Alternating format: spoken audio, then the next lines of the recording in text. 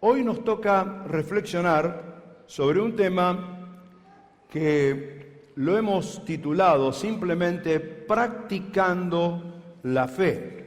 Ustedes saben que hay mucha gente en nuestros días que le preguntás, ¿y vos qué crees? ¿De qué religión sos? Y entonces te dicen, yo soy judío pero no practicante. Yo soy católico pero no practicante. Y lo vemos muchas veces en las mesas de opinión televisiva, que cuando se toca algún tema religioso, hay personas que dicen, bueno, pero yo no sé mucho porque no soy practicante. Esto se da en el ambiente no evangélico. En el ambiente evangélico a veces es al revés. Nadie niega ser practicante, pero no cree todo lo que practica o lo que dice practicar. Por ejemplo, hay muchos creyentes que si le preguntamos, ¿vos crees en el poder de la oración? Sí, pero ¿venís a orar? No, porque no lo veo tan necesario. No creo que haya algo muy especial en la reunión de oración. O por ejemplo, ¿vos creés en la Biblia? Sí creo, pero la lees y bueno, de vez en cuando, a veces no tengo tiempo. ¿Vos crees que hay un poder especial en la celebración de la Cena del Señor y que recibimos bendición al participar? Sí, lo creo, pero bueno, a veces no tengo oportunidad de ir. Es decir, vivimos en este siglo XXI en una incongruencia entre lo que se dice ser y lo que realmente hacemos. Por lo tanto, qué importante que es practicar nuestra fe. Y vamos a leer el ejemplo que tenemos en las Escrituras, una ventana abierta a lo que debe ser una congregación, a lo que deben ser los miembros de una congregación para practicar sanamente la fe en nuestro Señor Jesucristo. Y vamos a leer en los Hechos capítulo 2. Después que termina el discurso de Pedro en Pentecostés, hay una serie de características que demuestran cómo practicaba la fe la iglesia de antaño, la iglesia primitiva, la iglesia que fue ungida con el poder del Espíritu Santo en el aposento alto y se multiplicó rápidamente. Los Hechos capítulo 2, vamos a leer a partir del verso 38, y tenemos allí la lectura, en el panel la esperamos. Los Hechos 2, desde el verso 38, dice así, o el verso 36, dice así, lo espero en esta pantalla, o se agarran de la letra allá, es muy chiquitita está, no la veo. 2:36. Me voy a esta y la leo así. En un momento del discurso, el apóstol Pedro dijo estas palabras: sépalo bien todo el pueblo de Israel. Él estaba predicando de Jesús, que a este Jesús, a quien ustedes crucificaron, Dios lo ha hecho Señor y Cristo. Al oír esto, todos sintieron un profundo remordimiento en su corazón. Y les dijeron a Pedro y a los otros apóstoles: hermanos, ¿qué debemos hacer? Y Pedro les dijo: arrepiéntanse y bautícense todos ustedes en el nombre de Jesucristo, para que sus pecados les sean perdonados. Entonces recibirán el don del Espíritu Santo. Interesante, Pedro da una solución concreta a la ansiedad de las personas que preguntaban: ¿y qué haremos? ¿Cuál es nuestra decisión? ¿Qué debemos hacer? Arrepiéntanse, conviértanse al Señor y bautícese cada uno, todos ustedes. Y dice, ese día fueron bautizados muchos, porque la promesa, y aquí está la palabra que dice el apóstol Pedro, ¿para quién es el mensaje del Evangelio? ¿Para quién es la promesa? Es para ustedes y para sus hijos, para todos los que están lejos todavía, y para todos aquellos a quienes el Señor nuestro Dios llame a través del tiempo. Y con muchas otras palabras les hablaba y los animaba, y les decía: pónganse a salvo de esta generación perversa. Fue así como los que recibieron su palabra fueron bautizados, y ese día se añadieron como 3.000 personas, las cuales se mantenían fieles a las enseñanzas de los apóstoles, y en el mutuo compañerismo, en el partimiento del pan y en las oraciones. Al ver las muchas maravillas y señales que los apóstoles hacían, todos se llenaban de temor, y todos los que habían creído se mantenían unidos y lo compartían todo. Y habían quienes vendían sus propiedades y posesiones y todo lo compartían entre todos según las necesidades de cada uno. Todos los días se reunían en el templo y partían el pan en las casas y comían juntos con alegría y sencillez de corazón, mientras alababan a Dios y brindaban ayuda a todo el pueblo. Y cada día el Señor añadía a la iglesia a los que habían de ser salvos. Hasta aquí la lectura de la palabra del Señor. En este pasaje encontramos por lo menos 4 aspectos importantes, 4 columnas básicas sobre la cual se apoyaba la práctica de la fe. La primera columna es la dinámica de la extensión. Era una iglesia que se extendía. La segunda columna, la fortaleza interna. Una iglesia que tenía una fuerte práctica interna. En tercer lugar, la actitud disciplinada de los hermanos para tomar como hábito y como costumbre lo que hacían. Y en cuarto lugar, el impacto social que producía. Si usted quiere tomar nota, vamos al primer punto. Entonces, dinámica de extensión. La iglesia primitiva, o esa iglesia original, tenía una fuerte dinámica de extensión. En la práctica de la fe se producía aquella actividad número 1 por la cual el Señor Jesús les encomendó a sus discípulos que fueran testigos de Él en Jerusalén, en Judea, en Samaria y hasta lo último de la tierra. La iglesia primitiva era una iglesia que predicaba. Tenía como punto básico y fundamental de su extensión la proclamación de la palabra. Ustedes saben que la proclamación es el mensaje predicado, es el mensaje transmitido, es la transmisión del kerygma, que en griego significa la verdad indiscutible. Jesucristo dijo: yo soy la verdad y la vida. Por lo tanto, predicaban a Cristo como la verdad. Y la verdad era indiscutible, se aceptaba o se rechazaba. Pedro predicó con autoridad aquel día y con unción del Espíritu Santo la verdad, y esto trajo un verdadero compungimiento, remordimiento en los corazones. En realidad, creo que la iglesia, en un sentido, ha perdido un poco el poder de la proclamación. Ustedes saben que antes nos llamaban los evangelistas. ¿Por qué? Llevaban el evangelio. A donde quiera que iba, predicaban el evangelio. Hoy somos los evangélicos. O tal vez el antiguo nombre, los protestantes. Lo que un día dijeron: bueno, no estamos de acuerdo con todas las desviaciones de la religión oficial. Por lo tanto, qué interesante que es que recuperemos la proclamación. Cada uno de nosotros debemos ser un testigo del Señor y debemos proclamar el mensaje. Es cierto que le agradó a Dios, según dice Pablo en 1 Corintios, salvar a los creyentes por la locura de la predicación. Y saben ustedes que la predicación siempre produce efectos. Yo nunca voy a olvidar, para mí fue un impacto muy grande cuando yo tenía 14 años. Tenía un maestro de escuela dominical, se llamaba Daniel Mateo, y antes había estado con otro maestro que se llamaba Silvio Rausino. Silvio Rausino era un italiano que hablaba muy cerrado, no se le entendía casi el español, pero los dos estaban encargados de hacer reuniones en la Plaza Colón y en el Parque Alberdi, el parque tan discutido en el día de hoy. La estación terminal estaba enfrente del Parque Alberdi, en calle Mendoza, donde están levantando el semáforo ese que nunca se termina. Y entonces estaba mucha gente en las tardes de los domingos.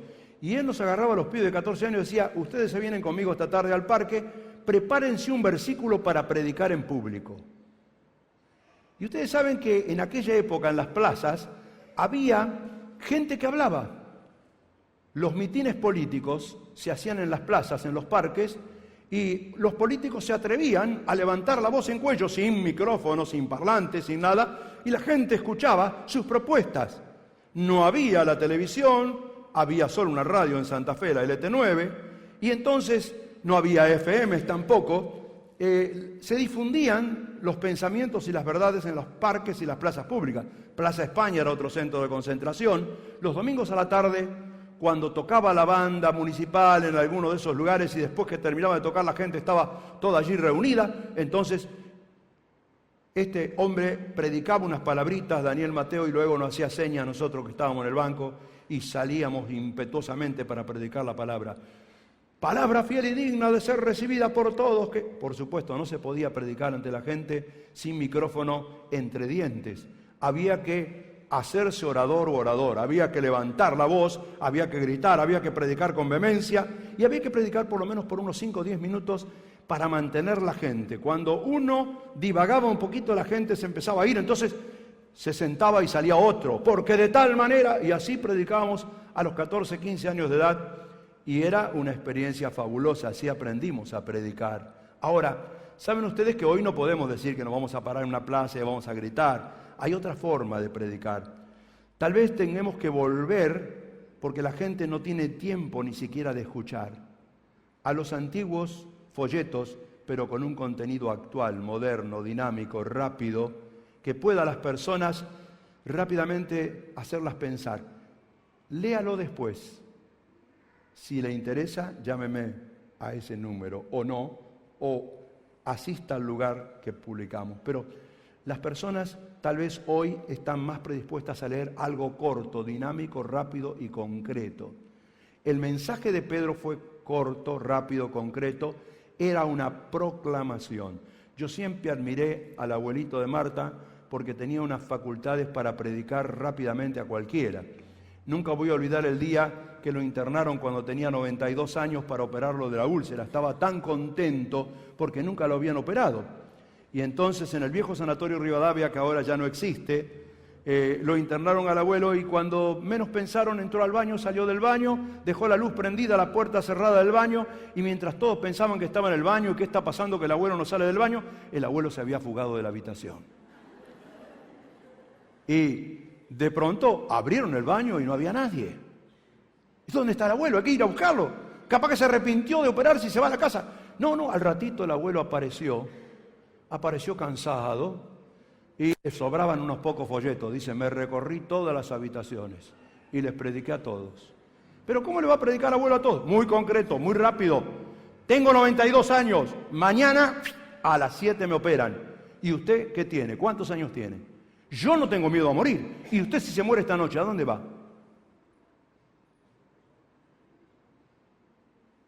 Lea esto. La proclamación. La proclamación trae como resultado la aceptación. Siempre que se predica, siempre que se siembra la semilla, algunos creen. Y la Biblia dice que aquel día creyeron muchas personas. Fueron ante la sorpresa de los apóstoles conmovidos por el poder de la palabra. Nos sorprendemos como la gente se conmueve cuando le hablamos la palabra, cuando le hablamos la realidad de la muerte de Cristo, de los pecados, del infierno, del cielo, de la posibilidad de salvación, de la posibilidad de condenación, del juicio eterno. La gente no tiene quien le hable de estas cosas. Cuando alguien acepta, es interesante que dentro de la dinámica de extensión estaba el testimonio. Tenían oportunidad de decir, yo recibí a Cristo en mi corazón. Y no hay nada más fuerte en la vida de una persona que el testimonio, cuando realmente lo puede contar, lo puede decir. A mí me pasó, yo recibí a Cristo en mi corazón. Y saben ustedes que esto era tan dinámico que lo practicaban dando testimonio de su fe a través del bautismo público. La iglesia primitiva practicaba el bautismo. Toda iglesia debe practicar la proclamación, captar a las personas que aceptan el mensaje e invitarlos a ser bautizados, instruyéndolos. También, como método glorioso en la práctica de la fe, en la dinámica de la extensión, tenían la comunión.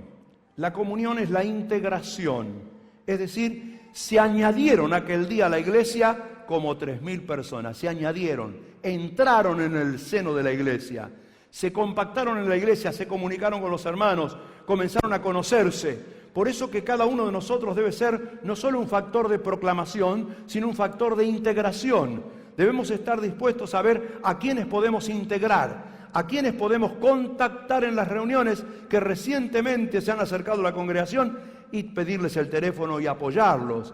Y si no, pedir lista, porque hay tantas personas que podemos apoyar y ser personas que, aunque no tengamos un grupo pequeño, tengamos un grupo de contacto. 2 o 3 personas que contactamos, por las cuales oramos, por las cuales estamos extendiendo la palabra y trayéndolos a la comunión. Y por último estaba el discipulado. Dice, perseveraban, eran firmes en la doctrina de los apóstoles. Es decir, enseñaban la Biblia, que en aquella época del Antiguo Testamento, y la doctrina de los apóstoles.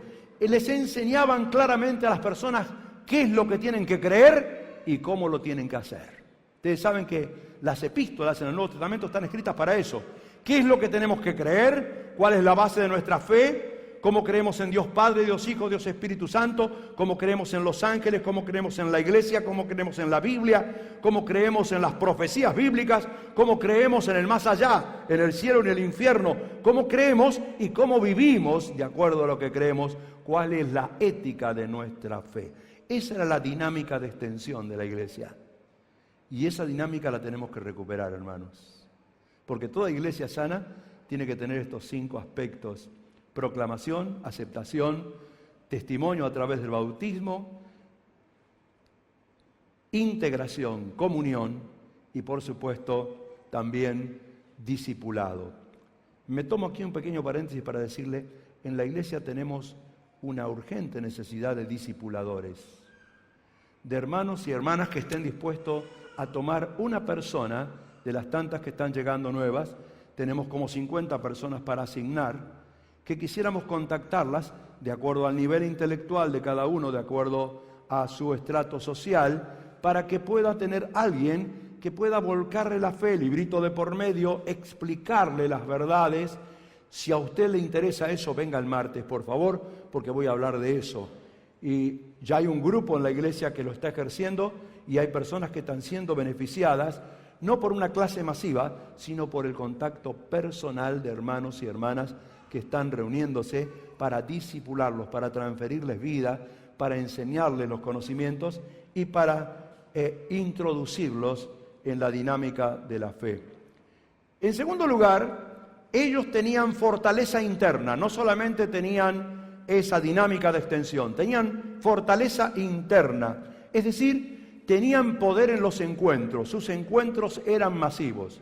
Dice la Biblia, se reunían en el templo y por las casas. Se reunían en grupos pequeños, pero se reunían masivamente en la explanada del templo, no existiendo otra congregación más masiva que la congregación de la iglesia. Ni cuando se reunía el pueblo de Israel tenía tanta gente, porque aquel día se añadieron 3.000. Y cuando Pedro y Juan sanaron a aquel hombre paralítico, diciéndole, no tengo oro ni plata, mas lo que tengo te doy en el nombre de Jesucristo, levántate y anda. Ante el testimonio de esta persona se convirtieron luego 5.000, de manera que era importante y se contaban solamente los hombres, saben, en aquella época no se contaban tanto las mujeres y los niños, de manera que era un grupo impresionante que se reunía y al reunirse celebraban, dice, perseveraban unidos en las reuniones y partían el pan, todos juntos y a veces parcialmente por las casas porque no podían hacerlo siempre estando en la explanada del templo. Pero saben ustedes que daban una importancia especial a la celebración de la Cena del Señor. Se recordaba la muerte, la obra expiatoria de Cristo en la cruz. Eso hacía que otras personas se convirtieran al escuchar el mensaje de la fe en el Señor y partían el pan participando de la comunión, de la bendición del cuerpo de Cristo y luego también bebían de la copa juntos. Ahora, no solamente celebraba la iglesia, sino que otra fortaleza interna era la oración. Clamaban, unánimes, juntos, y la Biblia dice que temblaba el lugar donde estaban, porque clamaban con mucha fe. creían que el Señor podía obrar y por lo tanto traían sus situaciones privadas y las situaciones de la comunidad y las presentaban delante del Señor. Oraban, tenían una impresionante reacción de gratitud. Dice que maravillas se producían, pero no habían perdido la capacidad de asombro. Hoy nosotros a veces perdemos la capacidad de asombro de tal manera que no vemos las maravillas que el Señor hace. Las maravillas que el Señor hace en nuestra vida, las maravillas que el Señor hace en la congregación, las cosas que el Señor puede revertir, los problemas que puede solucionar, las vidas que puede cambiar, las enfermedades que puede sanar. Ellos vivían agradecidos al Señor, tenían la fortaleza interna de una poderosa gratitud y eso trajo como consecuencia un estado de reverencia. ¿Qué significa la palabra reverencia? Significa profundo respeto ante la persona con quien tratamos. Por eso que de ahí surge la palabra reverendo, cuando alguien prelado en cierta religión es reconocido como una persona especial y reverendísimo si está por arriba. Pero en realidad el diccionario dice reverencia ante la persona humana o ante la presencia de Dios. Reverencia es acatamiento, es respeto, es honra, es temor reverencial, no miedo. Temor reverencial a la presencia del Señor. En las reuniones tenían la fortaleza interna de la celebración, de la oración, de la gratitud y de la reverencia. Había conciencia de la presencia del Señor en medio de ellos. Lógicamente, esto era la fortaleza interna. Había una actitud disciplinada en la vida de los hermanos, en la práctica sana de su fe. Y esta actitud era, primero, la unidad. A nadie se le hubiera atrevido a hablar en contra de ningún otro hermano o en contra de la iglesia, porque dice que estaban juntos, amaban la unidad y permanecían juntos. La iglesia debe ser un cuerpo unido. Cuando participamos de la cena estamos confesando eso, que somos un cuerpo cuya cabeza es el Señor, que Él nos ha unido, que estamos en ese cuerpo. Y tenían un fuerte sentimiento de unidad, de respeto a todos, como decía San Pablo en 1 Corintios, los que en cualquier parte invoquen el nombre de nuestro Señor Jesucristo, Señor de ellos y Señor nuestro. Debemos tener un profundo sentimiento de unidad. En segundo lugar, practicaban las ofrendas. La Biblia dice que eran muy desprendidos en las ofrendas, es decir, no tenían sentimiento de egoísmo ni de mezquindad. No dice la Biblia que se le pidió alguna vez a los discípulos que vendieran sus casas. Algunos de ellos, previendo que las confiscaciones venían y que muchos perdían sus casas porque les eran confiscadas, las vendían anticipadamente y traían sus ofrendas a los pies de los apóstoles porque sabían que era inminente la persecución y la huida.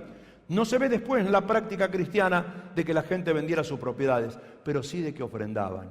Ofrendaban con alegría, ofrendaban con espontaneidad, separaban una ofrenda especial en su casa para el Señor. Esto es sano, esto es una actitud que debe ser disciplinada en nuestra vida. Eran responsables, sensibles a la necesidad de los hermanos para que ninguno estuviera desesperado por ninguna situación. Y eran gente firme en la asistencia. Estaban en las casas o estaban en el templo, pero estaban, dice, cada día. No cada domingo, cada día. En aquella época, lógicamente la ciudad de Jerusalén era una ciudad pequeña y podían hacerlo cada atardecer al terminar sus jornadas, estaban allí permanentes y participaban. Dicen, comían juntos, compartían juntos, eran amigos, participaban. Esa era una actitud disciplinada en la vida de los primeros hermanos. Por último, tenían un gran impacto social. Tal vez no se daban cuenta, pero esto impactaba a los demás. Una iglesia que tenía dinámica de extensión, fortaleza interna y actividad disciplinada y permanente, era una iglesia que impactaba a la sociedad. Y aquí tenemos 5 aspectos en los cuales impactaba. En primer lugar, impactaban por la alegría. Dice, tenían gran alegría, comían juntos con alegría. El pueblo del Señor era un pueblo alegre.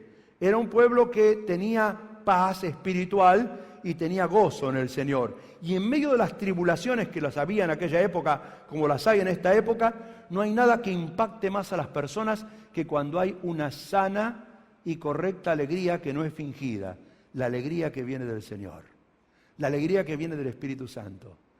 Esto impacta a las personas. No hay nada más contrario a la fe que la práctica que se hace con exigencia, con sacrificio, con abnegación, pero con un sentido negativo, pensando de que es algo que nos causa una pena realizarlo y no una gran alegría.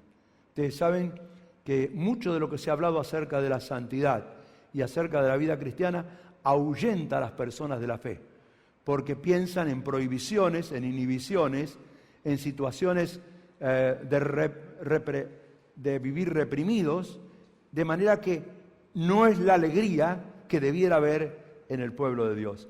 Nadie debiera actuar sin la genuina alegría que viene del Señor. Una iglesia que tiene alegría es una iglesia que impacta socialmente en todos los ámbitos donde los hermanos tenemos contacto. En segundo lugar, tenían una gran humildad. Dice que tenían sencillez de corazón. Qué interesante que es esto. No se creían superiores a nadie. A pesar de que vivían la alegría de la fe en el Señor, nunca predicaban con aire de superioridad, como quien está mirando al otro despectivamente. Supongo que no usarían la palabra inconverso. Supongo que no usarían la palabra infiel o la palabra que usó la Iglesia por tantos años durante la Inquisición, herejes. Hablaban a las personas con cariño, con amor, y tenían un profundo respeto y se trasuntaba la humildad, la sencillez. Esto impactaba socialmente en aquella época e impacta también en nuestros días. Sin embargo, también otro síntoma de impacto era la alabanza. Dice, alababan a Dios, lo hemos leído. No solamente alababan en las reuniones, no solamente cantaban, porque a veces es fácil cantar aquí las cosas que hemos cantado, pero el asunto es saberlas decir mañana, pasado, el lunes, el martes, el miércoles, a cualquier hora. Hablar bien del Señor es alabarlo, hablar bien del Señor ante la gente. Un corazón que alaba en el templo es un corazón que debe hablar bien del Señor y dar testimonio del Señor delante de los demás. Había una envoltura de alabanza que los acompañaba continuamente, de manera que esto también impactaba a la sociedad. Y dice, tenían gracia. La gracia es algo tan precioso, tan difícil de explicar. Dice, tenían gracia y favor para con toda la gente de afuera, para con toda la gente que no asistía a la iglesia. Eran personas reconocidas por su buen temperamento, por su gracia, por esa facilidad para tomar contacto con los demás y para dejar que los demás tomen contacto con nosotros. Porque muchas veces en nuestra manera de ser somos tan excluyentes que no permitimos que gente se nos acerque y no tenemos facilidad para acercarnos a la gente. De tal manera amó el Señor a la gente y debemos amar a las personas y debemos brindarnos a las personas y debemos tener esa gracia, que es una unción muy especial, que va acompañada de una fragancia que no se puede explicar, que es invisible, que no se toca, que no se ve, pero que impacta cuando una persona se moviliza en cierto ámbito por su manera de sonreír, por su manera de hablar, de saludar, de opinar. La gracia. La gracia producía un último impacto social que quiero mencionar, que es la poderosa atracción. Tenían poder atractivo. El Señor, sin que ellos hablaran, atraía a la gente. Y venían a la iglesia los que habían de ser salvos. Venían impactados por esa profunda atracción. Vivimos una vida en pleno siglo XXI llena de ocupaciones, de preocupaciones, de opciones, programados al mango en nuestra agenda, de tal manera que a veces salimos de un lugar y entramos en otro y no tenemos chance de detenernos, pero tratamos con personas continuamente. Y la iglesia debe tener ese impacto social. La iglesia debe tener esta quíntuple manifestación hermosa, la de la alegría, la de la humildad, la de la alabanza, la de la gracia, la de la atracción. ¿Saben? He mencionado solamente 20 aspectos que destacaban a la iglesia primitiva en la práctica de la fe. Son 20. Que los he clasificado para que sean más fácil en 4 canales. Esta poderosa dinámica de la extensión, esta fortaleza interna, esta disciplina en las actitudes y este impacto social. Leamos otra vez en casa los Hechos capítulo 2. Leamos cada una de estas características y revisemos nuestra vida, porque la iglesia somos nosotros. No podemos decir, mi iglesia no es así, la iglesia no es así, la iglesia debería recuperar. En realidad tengo que pensar, yo me ajusto a cada una de esas 20 características. Yo las practico, yo las vivo.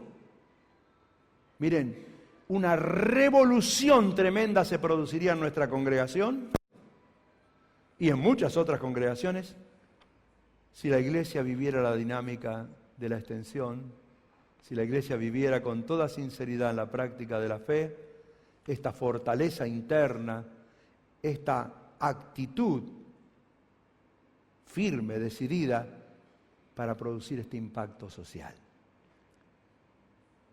Yo he visto muchas cosas en la vida, pero tal vez nunca vi un síntoma de despertar o de avivamiento como se daba en los años 80, 82, 83 en Lima, en Perú, donde los templos estaban llenos de personas, donde no había grandes músicos, donde no había una espectacular alabanza, himno, oración, himno y mensaje, donde las reuniones no duraban más de 1 hora para que pudieran entrar los otros en la segunda hora, y donde yo vi tanta gente convertirse al Señor cada domingo porque realmente venía tanta gente nueva, testificaban los hermanos de tal manera que cuando estaba predicando veía que le estaban diciendo al otro, al de costado, y se ponían de pie y venían al frente.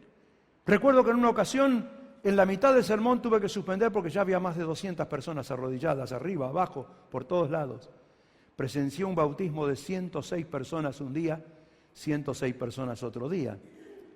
En el templo donde predicaba había 2.800 personas sentadas, entraban, era un octágono con tribunas, 1.400 abajo, 1.400 arriba, casi media manzana en la avenida Brasil, en Pueblo Libre, allí en la ciudad de Lima. Y yo ahí escuché al pastor decir lo que nunca escuché decir a ningún pastor: por favor, mañana no vengan a la reunión. No vengan, porque han quedado 400 personas afuera que no pueden entrar. Tengan piedad, quédense en sus casas, va a salir por radio el mensaje, simultáneo o diferido. Solamente vamos a dejar pasar a los que traigan personas nuevas. Yo eso lo vi. Y yo digo, claro, eso es año verde, como decíamos antes, Argentina año verde. Imposible. No, es posible, hermanos. Porque tenemos el mismo Dios. Porque tenemos la misma fe. Solo que tenemos que aventurarnos a practicar la fe. Y si no anotaste estos 20 puntos, de redescubrirlos en tu Biblia y anotalos, porque eso nos traería una revolución importante en nuestra congregación.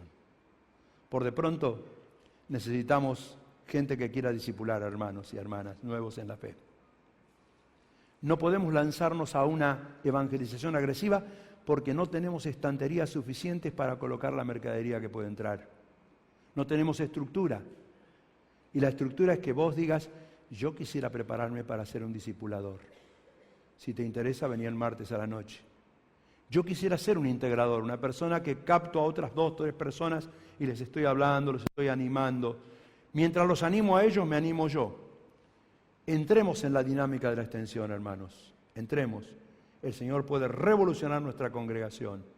¿Lo creen? ¿O yo estoy hablando utopías?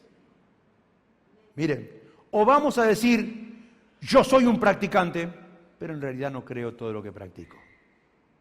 Los evangélicos no lo dicen, No he visto ningún evangélico que diga no creo lo que practico. Directamente te lo dicen sin palabras, con sus actitudes. Al no venir a la oración te dicen yo no creo.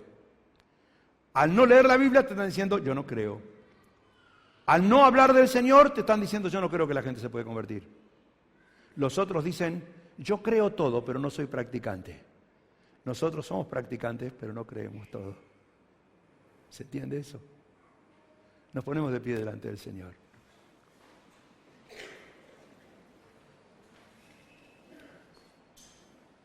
Señor, en esta mañana queremos abrir el corazón. Abrí el corazón allí donde estás. Confrontate con estas verdades, como yo también me he confrontado y me quiero confrontar. Y decís, Señor, yo quisiera ser una persona que practica la fe, que vive lo que cree, que lo vive sin esfuerzo, que lo vive como una práctica sencilla de la vida cotidiana. Una persona transparente, una persona que se fortalece en la dinámica de la extensión, pero también vive la fortaleza interna del pueblo de Dios, que tiene actitudes decididas y firmes en su vida y que vive esos hábitos y que sin darse cuenta o percibiéndolo impacta en cualquier lugar donde se moviliza. Señor, que podamos producir ese impacto. Pedíselo al Señor en esta mañana. Abrí tu corazón en la presencia del Señor. Señor, danos sensibilidad, danos pasión, danos garra espiritual, danos fortaleza, fuerza, Señor, para vivir en el poder de tu Espíritu Santo, en este tiempo tan trascendental de la historia. Ellos vivieron el comienzo de los siglos en la vida de la iglesia. Nosotros estamos viviendo tal vez el final de los siglos en la vida de la iglesia. Renuévanos, Señor, de tal manera que podamos vivir la dinámica de nuestra fe. Te lo suplicamos con todo el corazón, Padre. Aplica esta palabra a nuestra vida. Que haya aceptación en la mente y en los corazones. Que no seamos oidores olvidadizos. Que no nos dejemos envolver por las 1000 opciones y preocupaciones. Que podamos separar las prioridades. Que podamos apartar las urgencias de lo que es más importante. Y poner la mirada en lo más importante, en lo más trascendente, en lo más glorioso. Te lo suplicamos de todo corazón, en el nombre del Señor Jesús.